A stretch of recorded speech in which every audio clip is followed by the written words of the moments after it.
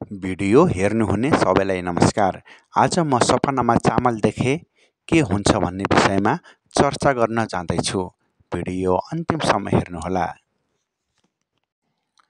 सपनामा चामल देख्नु एक शुभ सपना हो। यदि तपाईहरूले चामल किनेको देख्नुभयो भने अब आउने दिनहरू तपाईको सफल हुँदैछ भन्ने कुरा सङ्केत गर्दछ। त्यति मात्र नभई अब आउने दिनमा तपाईले सोचेको आँटेको कामहरू सबै पुरा हुने सङ्केत गर्दछ।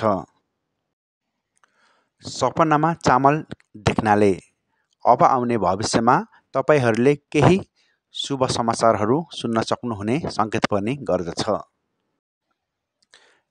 यस्तो सपनाले धन सम्पत्ति आर्जन हुने सङ्केत पनि गर्दछ।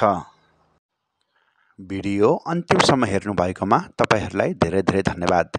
हाम्रो यस कार्यक्रम कस्तो लाग्छ? जस्तो लाग्छ त्यस्तै प्रतिक्रिया दिनुहोला। यदि अब आउने दिनहरूमा यस्तै भिडियो हेर्नु मन छ भने हाम्रो युट्युब च्यानललाई सब्स्क्राइब पनि गरिदिनुहोला।